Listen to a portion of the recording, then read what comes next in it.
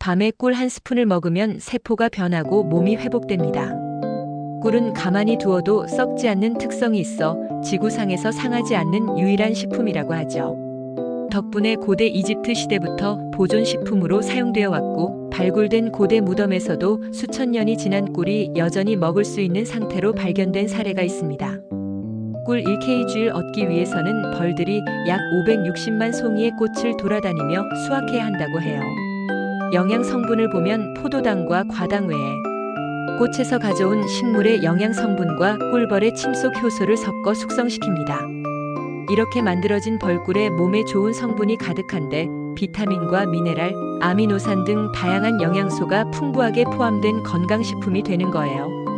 특히 엽산과 비타민C가 많이 포함되어 있고 머리에 좋은 콜린과 아세틸콜린도 들어있습니다. 꿀은 항염증 및 항암 효능이 뛰어나며 면역력 강화에도 좋은데, 상처가 난 곳에 꿀을 바르면 상처 치유에 도움을 주고, 몸이 허약하거나 컨디션이 좋지 않을 때 잠자기 1시간 전쯤 한 스푼 정도 먹고 잠을 자면 몸이 자연스럽게 회복되어 체력 강화에 좋습니다. 예로부터 꿀을 매일 섭취하는 사람들은 장수하는 경우가 많았고, 이런 이유로 꿀을 보약이라고 생각해 왔는데요. 한의학에서도 통증 완화와 신경 안정에 오랫동안 약재로 사용되어 왔으며 피부를 윤택하게 할 때 쓰였다고 해요. 여러분, 저녁마다 꿀을 꾸준히 먹고 자면 몸이 달라지는 것을 느낄 수 있습니다. 오늘 영상을 끝까지 보신다면 꿀과 효능이 배가 되는 음식과 체내 흡수율을 극대화시켜주는 레시피, 그리고 건강에 좋은 진짜 꿀을 고르는 팁까지 모두 알게 되실 거예요. 아직 구독 안 하신 분들 계실까요? 아래 구독과 좋아요를 먼저 꼭 눌러주세요. 주변의 소중한 분들께 공유도 해주시고 건강 채널도 많이 소개해주세요. 최신 연구 자료를 중심으로 건강 정보를 전해드릴게요. 꿀 효능 첫 번째는 항암 효과 및 소화기 건강입니다. 혹시 위장병이나 위궤양으로 힘드신가요? 꿀은 위장 점막을 보호하고 항염 효과를 통해 위염과 위궤양 치료에 도움을 줄 수 있다는 연구 결과가 있습니다. 그중 밤꿀은 염증 매개체인 사이토카인의 생성을 억제해 몸속 염증을 줄이는데 효과적이라고 밝혀졌고, 한국식품연구원에서는 밤꿀의 항산화 성분이 위암세포의 성장을 억제하고 세포 사멸을 유도한다고 발표했습니다. 게다가 유방암 및 대장암 세포의 성장을 억제한다는 연구 결과도 암연구 및 임상종양학 저널에 실렸습니다. 또 아카시아 꿀의 항균 성분은 헬리코박터균의 성장을 억제하고 멸하는 데 도움을 줄 수 있고, 위암 세포의 외소화를 유도해 암세포 증식 억제에 효과가 있다는 결과도 있지요. 이뿐만 아니라 꿀은 간암 및 폐암 세포에 대한 항암 효과가 있다는 연구 결과가 국제 학술지인 뉴트리언츠에 보고되는 등 많은 성과가 있습니다. 장이 예민해 설사를 자주 하신다면 꿀을 드세요. 꿀의 올리고당은 장내 유익균의 성장을 촉진하고 장 건강을 개선하는 데 도움을 준다는 연구 결과도 있습니다. 이는 꿀의 프리바이오틱 성분이 장내 미생물의 먹이가 되어 장내 세균 균형을 맞춰주고 장 건강에 도움이 된다고 해요. 두 번째, 구강 건강에 좋습니다. 꿀을 먹고 양치할 필요가 없다는 말 들어본 적 있나요? 꿀이 구강 건강과 치아를 썩게 하지 않는다는 내용이 연구를 통해 입증되었죠. 구내염에 꿀을 바르면 효과적입니다. 꿀에는 여러 가지 항산화 물질들이 포함되어 있어 여러분의 몸속에 있는 진균과 세균을 없애주는 효과가 있어요. 특히 입냄새가 나는 분들은 저녁에 꿀을 꾸준히 드시는 것이 좋은데요. 입속의 균들을 죽여주기 때문에 오히려 먹고 자다 보면 그 문제도 사라질 수 있습니다. 연구에 따르면 꿀의 항산화 성분은 항균, 항염 효과가 뛰어나며 구강 건강을 개선하고 입냄새를 줄여주는데, 특히 마누카 꿀이 구강 내 병원균의 성장을 억제하는데 효과적이라는 결과가 있습니다. 따라서 꿀이 구강 내 균 조절에 좋은 영향을 미친다는 점은 과학적으로도 입증된 사실이에요. 세 번째, 당뇨에 도움이 됩니다. 최근 연구에 의하면 꿀에 함유된 당분은 몸에 해가 되는 것이 아니라 오히려 도움을 준다고 합니다. 단맛을 가진 것은 모두 건강에 나쁘다고 대부분 생각하지만 자연에서 나는 꿀은 천연 당분으로 설탕과는 다릅니다. 혈당 지수는 꿀의 종류와 성분에 따라 다소 차이가 있지만 45에서 64 사이로 일반적으로 낮은 편이어서 당뇨 환자에게 나쁘지 않습니다. 꿀은 포도당과 과당이 70%를 차지하고 나머지 30%는 비타민, 미네랄, 수분 등으로 채워져 있어 영양가가 아주 풍부한 음식입니다. 설탕은 분자가 크기 때문에 소화 과정에서 포도당이나 과당으로 분해되어 흡수되는데 이 과정에서 인슐린이나 칼슘, 비타민을 소모하고 혈당을 높이게 돼요. 반면 꿀은 소화와 분해 과정을 이미 거친 상태로 작은 단당류로 구성되어 있어 별도의 소화 과정 없이 곧바로 몸에 흡수되어 빠르게 에너지원이 되지요. 꿀을 먹으면 피로가 빠르게 사라지고 에너지가 회복되는 효과를 느낄 수 있는 이유이기도 해요. 이런 이유로 설탕 대신 꿀을 먹으면 당 조절에 도움이 될 수 있습니다. 꿀은 영양소가 많기 때문에 한 번에 혈당이 급격하게 오르지는 않아요. 그러나 달기 때문에 물론 오르긴 하죠. 설탕이나 다른 당분에 비해 인슐린 수치를 덜 올려주기 때문에 당 관리에 훨씬 더 좋습니다. 그래서 꿀을 드실 때는 한두 스푼 정도를 먹되 다른 단 것들을 절제하면 됩니다. 필요 이상의 당분은 살로 가거나 몸에 독이 될 수 있기 때문에 절대 드시지 않는 것이 좋겠지요. 약용식품 저널에 발표된 연구에서는 꿀이 혈당 수치를 개선하고 인슐린 저항성을 감소시키는 데 도움이 된다는 결과를 보였습니다. 게다가 꿀의 항산화 성분이 당뇨 환자의 심혈관 건강을 개선하는 데 긍정적인 영향을 미친다고 합니다. 이와 같이 꿀을 적절히 섭취하면 당 조절에 도움이 될 수 있다는 점은 과학적으로 입증된 사실입니다. 네 번째, 심혈관 건강에 좋습니다. 꿀은 항산화 효과가 뛰어나서 우리 몸의 세포를 보호해주며 혈관 손상을 예방합니다. 연구에 따르면 꿀에 포함된 항산화 물질과 폴리페놀이 혈중 지질 수치에 좋은 영향을 미쳐서 혈관 속 나쁜 콜레스테롤 수치를 낮추고 심장과 혈관을 튼튼하게 해준다는 결과가 있습니다. 따라서 동맥경화나 고혈압 같은 심혈관 질환을 예방하는 데 큰 도움이 되는 거죠. 게다가 꿀은 항염증 작용 효과로 혈관 내 염증을 줄이는 데 도움을 주는데요. 이는 심혈관 질환의 위험을 감소시키는 데 중요한 역할을 합니다. 다섯 번째, 면역력에 좋습니다. 꿀 속에는 엄청난 양의 비타민과 미네랄이 들어 있습니다. 바로 이 성분들이 우리 몸의 면역력을 쑥쑥 높여서 감기나 외부에서 유입되는 바이러스로부터 건강을 지켜주는 것이죠.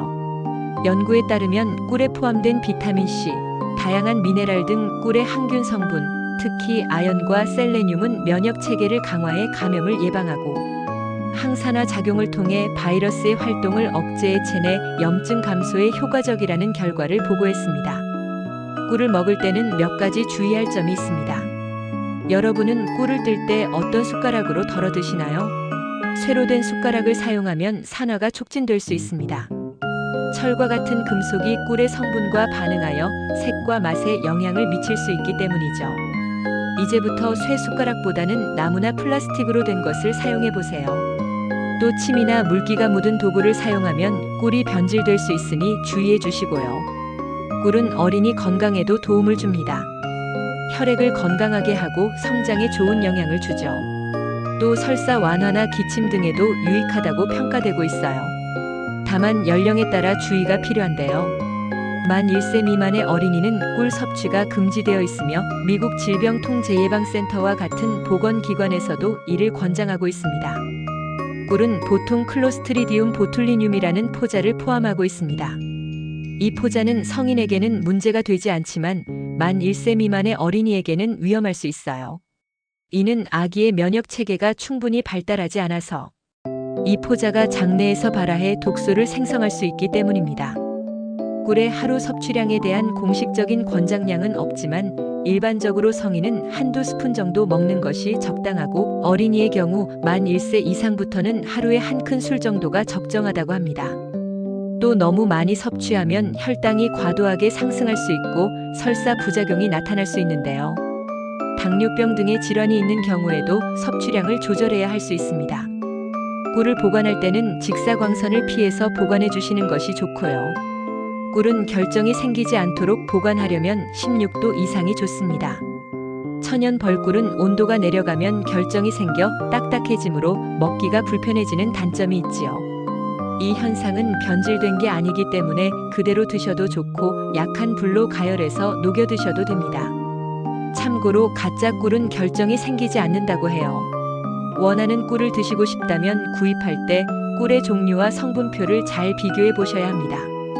시판되는 꿀은 육안으로 보면 모두 비슷해 보여 자칫 낭패를 볼 수 있는데요. 시중에는 사양 꿀을 마치 천연 꿀처럼 둔갑시켜 파는 업체도 있으니 주의해야 합니다. 사양 꿀은 벌에게 꽃이 아닌 설탕물을 먹여서 생산한 꿀입니다. 그래서 영양 성분이 가장 적은 꿀이에요. 제품 포장지를 보면 사양 꿀이 표시가 되어 있으니 확인하고 구매하시면 됩니다. 참고로 사양 꿀은 몸에 나쁘지는 않지만 영양 성분이 적어서 설탕 대신 일반 요리에 사용하기 좋습니다. 꿀은 자연에서 직접 채집한 천연 벌꿀이지요. 종류에 따라 몸에 좋은 성분의 종류와 함량이 천차만별인데요. 이를 판단하는 기준은 탄소동 유원소 비율을 확인하면 됩니다. 식약처 기준은 -23.5% 이하이고 양봉협회에서는 -22.5%를 기준으로 평가하고 있는데요. 이 수치가 낮을수록 천연 벌꿀이 맞는 거지요. 보통 -25.5%에서 -33% 범위라고 합니다. 이 수치는 제품 라벨을 살펴보면 식품 유형에 표기되어 있으니 탄소동 유원소 비율을 꼭 확인하고 구입하세요. 천연 벌꿀은 크게 두 종류로 나눌 수 있는데 일반 꿀과 숙성 꿀이 있습니다. 일반 벌꿀은 3일마다 벌집에서 채취한 것을 말하며 농도가 약간 묽기 때문에 열을 가해 농축시켜 생산합니다. 그래서 농축꿀이라고도 해요. 또 공정상 열을 가하기 때문에 일부 영양 성분이 파괴되는 단점도 있지요. 이에 반해 숙성꿀은 15일 이상 벌집에서 숙성된 꿀입니다. 숙성꿀은 벌의 턱에서 분비되는 효소인 파로스가 숙성 과정에 도움을 주며 영양 성분을 증가시키는 역할을 합니다. 이보다 더 좋은 꿀로 완숙꿀이 있습니다. 완숙꿀은 50일 이상 숙성된 꿀로 일반 벌꿀과 숙성꿀보다 더 많은 영양 성분을 함유하고 있어요. 완숙꿀은 벌들이 수집한 꽃의 꿀을 꿀집에서 50일 이상 자연적으로 숙성시키는 과정을 거치며 이를 통해 벌의 효소가 작용하여 꿀의 맛과 영양이 더욱 풍부해집니다. 연구에 따르면 완숙꿀은 항산화 물질과 비타민, 미네랄 그리고 폴리페놀과 같은 유익한 성분이 더 많이 포함되어 있어 면역력 증진에 효과적이라고 해요. 또 염증 완화와 소화 개선, 항균 효과 등 다양한 건강 효능을 지니고 있다는 연구 결과도 있습니다. 게다가 숙성 과정에서 꿀의 pH가 낮아지면서 약산성을 띠게 되는데 이로 인해 자연적인 방부 효과가 생기고 이는 꿀의 보존 기간을 늘리는 데에도 도움이 되지요. 전 세계에는 무려 320종 이상의 꿀이 있다는 사실 놀라울 정도인데요. 벌이 어떤 꽃에서 꿀을 가져오는지에 따라 꿀의 종류와 효능도 달라집니다. 우리나라에서는 대표적으로 밤꿀과 아카시아꿀, 자파꿀, 피나무꿀, 유채꿀 등을 쉽게 접할 수 있지요. 꿀은 종류별로 염증 효과와 면역세포 조절 능력이 다른데요. 특히 밤꿀에는 폴리페놀과 플라보노이드가 가장 많이 함유되어 있고 위염에 좋습니다. 또 향긋한 아카시아 꿀은 헬리코박터균에 대한 항균 효과가 뛰어나다고 합니다. 몸속 염증 치료에는 무엇보다 완숙꿀을 으뜸으로 꼽습니다. 따라서 건강을 생각한다면 가격 부담은 있지만 완숙꿀을 고려하는 것도 좋겠네요. 꿀은 그 자체로도 좋은 효능이 높지만 다음과 같은 음식과 함께 먹으면 보약이 됩니다. 첫 번째는 바로 우유입니다. 불면증으로 고생하시나요? 따뜻한 우유와 꿀을 저녁에 함께 드시면 딱 해결됩니다. 우유에는 트립토판이라는 아미노산이 들어있어요. 트립토판은 우리 몸속에서 세로토닌 신경 전달 물질로 바뀌는데 이 세로토닌은 행복 호르몬으로 불리기도 하죠. 놀랍게도 세로토닌은 우울증 해소뿐 아니라 불면증의 원인인 각성 호르몬 자체를 억제해줍니다. 이는 깊은 잠을 잘 수 있는 이유인 거죠. 하지만 안타깝게도 우유만 먹으면 몸속 흡수율이 떨어지는데 이때 꿀을 타서 드시면 효과가 높아집니다. 꿀 자체에도 트립토판이 들어있을 뿐 아니라 우유에 함유된 아미노산과 우리 몸속에서 잘 흡수되어 바로 활성화될 수 있도록 촉진해주는 것이죠. 연구에 따르면 꿀은 세로토닌 수치를 높이는 데 도움을 주며 우유와 함께 섭취할 때 그 효과가 배가 된다는 결과도 있습니다. 잠은 건강에 정말 중요한 만큼 수면을 도와주는 효능을 빠르게 보세요. 두 번째, 계피입니다. 계피는 따뜻한 성질을 가지고 있어서 혈액순환을 촉진하는 역할을 합니다. 다리 관절 및 말초 신경에 주로 작용해서 손발이 차가운 수족 냉증 치료와 생리통, 관절 통증 등 진통 완화에 효능이 좋지요. 아침에 계피가루 반 티스푼을 따뜻한 물에 타서 마시면 효과적인데요. 이때 꿀을 넣어보세요. 기적이 일어납니다. 항산화 물질이 가득한 계피에 꿀을 추가하면 관절염 완화에도 시너지 효과가 높아집니다. 실제로 덴마크 코펜하겐 대학교에서 관절염 환자 200명을 대상으로 실험을 했는데요. 매일 아침 공복에 꿀과 계피가루를 섞어 먹게 한 결과 예전에는 가볍게 걷거나 움직이는 것조차 힘들었던 사람들마저 통증이 완화되었고, 참가자들 중 3명은 단 일주일 만에 통증이 개선되었다고 합니다. 게다가 한 달이 지나자 거의 대부분 환자들의 관절염이 호전되었다고 합니다. 이는 계피를 복용한 환자의 관절 부위의 혈액순환이 개선되면서 얻어진 것으로, 이를 통해 어깨나 무릎 관절에 통증이 있는 경우에는 특히 계피가 보약이 될 수 있다는 것을 보여주는 사례죠. 계피는 혈당을 낮춰주기 때문에 꿀과 함께 드시면 건강하게 당분을 섭취할 수 있는데요. 계피에 가득한 항산화 물질들이 꿀의 항염 효과를 극대화하고 혈관 내 염증 수치를 낮춰줍니다. 따뜻한 성질의 꿀과 계피가 함께하면 혈액순환을 도와 평소 손발 저림이 있거나 수족 냉증이 있는 분들의 증상 완화에 아주 좋습니다.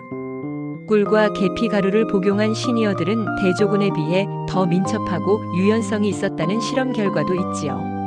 게다가 계피의 강력한 진통 효과까지 더해지면 관절염이나 팔다리 근육의 통증도 해소할 수 있으니 계피 꿀차 꼭 기억해서 드셔보세요. 계피는 국내에서는 재배되지 않고 주로 중국과 베트남, 인도네시아산이며 대부분 베트남에서 80%를 생산합니다. 실론 계피는 스리랑카에서 생산되는 실론 시나몬이 풍미가 좋다고 해요. 섭취 시 주의할 점도 있는데요. 과다하게 먹으면 두통이나 위장 장애가 생길 수 있으니 주의해야 되고, 종류에 따라서는 간에 무리가 될 수 있으니 무조건 많이 드시는 것은 절대 안 됩니다. 계피에는 과다 섭취하면 간 독성을 유발하는 쿠마린 성분이 포함되어 있는데, 실론 계피는 쿠마린 함유량이 낮은 반면 카시아 계피에는 다량 함유되어 있습니다. 때문에 차로 드실 때에는 수정과에 넣는 카시아 계피는 피해야 합니다. 카시아 계피는 실론 시나몬과 동량 비교했을 때 간 독성 수치가 높기 때문에 주의해서 섭취해야 하며, 한 번에 많이 드시는 것은 절대 안 됩니다. 마트에서 파는 대부분의 계피를 보면 두꺼운 껍질로 말려져 있지요. 바로 카시아 계피가 대부분이랍니다. 실론 시나몬은 단맛이 강한 반면 카시아 계피는 매운맛이 강한데요. 실론 시나몬의 하루 섭취량은 5지 정도가 적당합니다. 또 체질에 따라 알레르기 반응도 생길 수 있으니 주의해주세요. 계피 꿀차 만드는 방법입니다. 꿀과 시나몬 가루를 41 또는 81 비율로 섞어줍니다. 예를 들어 41로 배합한다면 꿀 400ml, 실론 시나몬 가루 100지 필요하겠죠. 잘 섞어준 다음 3일간 숙성시키고 따뜻한 물에 한두 스푼 넣어 희석해서 마시면 됩니다. 또는 물 한 컵에 꿀 한 큰술과 실론, 시나몬 반 티스푼을 타서 마셔도 좋습니다. 계피에 들어있는 폴리페놀은 인슐린 저항성을 개선하는 데 좋은 성분이며 따뜻한 물과 함께 섭취할 때 흡수율이 더 좋아진다고 해요. 또 꿀과 계피를 섞으면 면역력을 향상시키는 항체 생성을 촉진하여 기침이나 감기와 같은 질환 예방에 큰 효과를 볼 수 있습니다. 커피를 마실 때에도 실론 계피가루 반 티스푼을 넣으면 맛과 향뿐만 아니라 보다 건강하게 드실 수 있답니다. 꿀과 함께 먹으면 보약이 되는 음식 3번째는 생강입니다. 생강은 건조한 기침을 보습하는 작용이 있기 때문에 폐를 따뜻하고 촉촉하게 만들어 만성 기침에 사용하면 보약이 됩니다. 차가운 공기가 코를 통해 들어오면 기관지가 냉해지면서 근육이 수축해 기침을 하게 되죠. 이때 생강은 호흡기의 혈류를 촉진시키고 묽은 가래를 없애주는 효능이 있습니다. 생강을 잘게 썰어 꿀에 재워두었다가 따뜻한 물에 한 스푼씩 타서 드시면 좋습니다. 또 먹는 타이밍도 중요한데 아침에 드시는 것이 좋다고 해요. 생강은 기를 발산시켜 체온을 올려주고 신진대사를 끌어올리기 때문에 밤에 섭취하면 불면증을 유발할 수 있는 거지요. 단 감기로 열이 나는 경우에는 드시면 안 되고요. 평소에 열이 많은 체질이나 당뇨가 있다면 섭취에 주의가 필요합니다. 우유를 좋아하신다면 꿀과 생강청을 넣은 라떼를 만들어 보세요. 달콤하면서도 든든하고 따뜻해서 몸을 데우는데 아주 좋습니다. 꿀생강 라떼는 얼마 전 MBC 프로그램에서 소개된 후로 점점 입소문을 타기 시작하면서 인기가 많아졌어요. 그 비결은 바로 풍부한 영양과 달콤하면서도 고소한 맛을 동시에 누릴 수 있기 때문일 텐데요. 무엇보다 생강과 계피는 모두 따뜻한 성질을 지니고 있어 우리 몸의 혈액순환을 촉진해주죠. 또 앞서 언급했듯이 꿀과 우유의 조합도 무시할 수 없어요. 우유의 풍부한 칼슘과 트립토판 성분은 꿀과 만나면 체내 흡수율이 높아집니다. 불면증이 완화되고 골다공증 예방에도 큰 도움을 주지요. 무릎 관절이 시리거나 콕콕 쑤시고 어깨를 잘 쓰지 못하는 분들은 계피를 넣은 꿀생강 라떼가 보약이 될 수 있습니다. 만드는 방법도 간단한데요. 꿀 1스푼과 우유 1컵, 생강청 1작은술, 계피가루를 약간 준비합니다. 우유를 꿀과 함께 드시면 위를 따뜻하게 해주고 소화를 돕기 때문에 우유를 먹으면 탈이 나는 분들도 증상을 완화해준다고 하니 크게 걱정하지 마세요. 또는 일반 우유 대신 유당 걱정이 없는 락토프리 제품을 준비하셔도 됩니다. 따뜻하게 데운 우유에 준비된 재료를 넣고 계피가루를 뿌리면 꿀생강 라떼가 완성됩니다. 꿀생강 라떼는 특히 아침에 드시면 효과가 더 높아지는데요. 생강이 체온과 신진대사를 끌어올리기 때문이죠. 또 오후 늦게 드신다면 잠자리에 들기 4-5시간 이전에 마시는 걸 추천드려요. 몸이 더워지면 오히려 잠에 들기 어려울 수 있거든요. 고소하고 달콤한 생강 라떼로 활력을 높여보세요. 네 번째, 무입니다. 무는 기온이 내려갈수록 달콤한 맛이 더해지고 영양이 풍부해집니다. 특히 가을과 겨울에 먹는 무는 인삼보다 좋다는 이야기가 틀린 말은 아닌 거죠. 날이 추워지면 감기로 인한 기침과 통증 등으로 기관지가 상하게 될 뿐만 아니라 폐 기능이 약해지게 되는데 특히 가래가 많이 생기면 바이러스가 증식하기 좋은 환경이 되기 때문에 꼭 해결해야 합니다.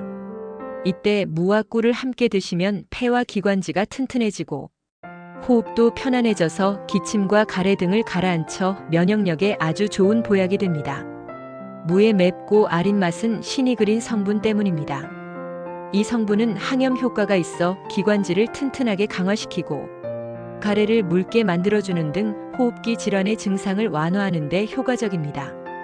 게다가 무에는 면역력 강화에 최고인 비타민C도 풍부한데 꿀과 함께 드시면 엄청난 시너지 효과를 발휘하게 되지요. 비타민C는 감염에 대한 저항력을 높이는 데 중요한 역할을 합니다. 무말랭이 차에 꿀 1스푼을 넣어 마시는 것도 최고랍니다. 특히 껍질 부분에는 비타민C가 풍부하므로 꼭 함께 사용하시는 것이 좋고요. 무꿀절임 만드는 방법은 깨끗이 씻은 무를 껍질째 잘게 채 썰어 꿀을 자작하게 부어준 다음 일주일 정도 상온에 두고 숙성해서 드시면 되는데요. 기침과 가래를 없애주고 면역력에도 최고입니다. 꿀과 함께 먹으면 보약이 되는 5번째, 마늘입니다. 찬바람만 나면 기침과 가래가 끓는 분들이 있으신가요? 마늘을 꿀과 함께 먹으면 기침과 가래를 잠재우고 면역력과 원기 회복에 좋은 보약이 됩니다. 마늘은 타임지가 선정한 세계 10대 건강식품으로 많이 알려져 있고 항균 작용과 약해진 면역력을 끌어올리는데 매우 탁월한 효과를 가지고 있습니다. 알싸한 맛을 내는 알리신 성분은 항균 작용이 뛰어나 병균이 몸속에 침투하는 것을 막아주죠. 살균력 또한 탁월해서 염증을 유발하는 원인이 되는 대장균이나 곰팡이균 등 유해균을 제거하는 데에도 큰 도움을 줍니다. 연구에 따르면 마늘의 알리신은 강력한 항균 및 항염 효과가 있어 호흡기 질환의 예방과 치료에 효과적이라는 결과가 있습니다. 미국 국립암연구소에서는 항암식품 1위로 마늘을 선정할 만큼 마늘에 포함된 알리신과 항산화 물질들이 암세포의 성장을 억제하고 면역력을 높이는 데 도움을 줄 수 있다고 했는데요. 특히 폐암과 간암, 위암, 대장암 등 각종 암의 발생을 억제하는 데 효과적이라고 밝혔습니다. 이렇게 몸에 좋은 마늘이 특유의 알싸함 때문에 많이 먹기 어려운 게 사실이죠. 이때 꿀을 곁들이면 맛의 마법이 일어납니다. 꿀과 함께 먹으면 꿀의 달콤함이 마늘의 맵고 자극적인 맛과 알싸함을 잡아줄 뿐 아니라 입과 위에 자극을 덜어줘서 꾸준히 먹을 수 있게 되죠. 꿀마늘의 효과는 정말 대단한데요. 연구에 따르면 꿀에는 티아민이 풍부한데 매운맛을 내는 마늘의 알리신 성분과 만나면 강력한 피로 회복 성분인 알리티아민이 생성되고 그 시너지가 폭발하여 체내 흡수율이 최대 10배에서 20배까지 높아집니다. 주변에서 마늘 주사를 맞았다는 말 한 번쯤은 들어보셨을 거예요. 이 주사는 특히 에너지를 많이 쓰는 운동선수나 바쁜 일정에 쫓기는 연예인들이 자주 찾을 만큼 피로 회복 효과가 뛰어나다고 합니다. 마늘 주사의 인기 비결은 핵심 성분이 바로 알리티아민의 생체 이용률을 높인 형태인 푸르설티아민이기 때문이라고 합니다. 그러니 집에서도 알리티아민이 듬뿍 담긴 꿀마늘을 직접 만들어 드시면 되는 거죠. 그럼 꿀마늘 만들어 볼까요? 먼저 껍질 마늘을 깨끗이 씻어 찜기에 넣고 뚜껑을 닫아 10분 정도 찝니다. 마늘을 찌면 특유의 매운맛이 줄어드는데 단맛도 생기고 먹기도 편할 뿐 아니라 위장 자극을 덜어주는 장점이 있지요. 10분간 찐 다음 불을 끄고 5분 정도 뜸을 들입니다. 마늘을 꺼내 한 김 식히면서 수분을 제거해 주세요. 소독해서 완전 건조한 밀폐 용기에 마늘을 넣고 마늘이 잠길 정도로 꿀을 부어주면 완성입니다. 이렇게 만든 꿀 마늘은 일주일 정도 지나면 숙성이 되기 때문에 더욱 맛있게 즐길 수 있어요. 하루 섭취량은 마늘 크기에 따라 다르지만 성인 기준으로 하루 5개에서 9쪽 이내로 드시면 보약이 됩니다. 또 마늘을 먹고 남아있는 꿀은 꿀차나 요리에 활용하셔도 좋고요. 다만 당뇨가 있거나 열이 많은 체질 또는 평소에 술을 자주 드신다면 지속적인 섭취는 피하는 것이 좋은데요. 눈이 침침해지거나 혈압, 혈당이 오르는 증상이 생길 수 있으니 이 점 주의해 주세요. 꾸준히 먹기만 해도 몸이 좋아지는 걸 확실히 느낄 수 있을 거예요. 구독과 좋아요, 알림 설정도 잊지 마시고 소중한 분들과 함께 건강한 정보를 나누세요. 감사합니다.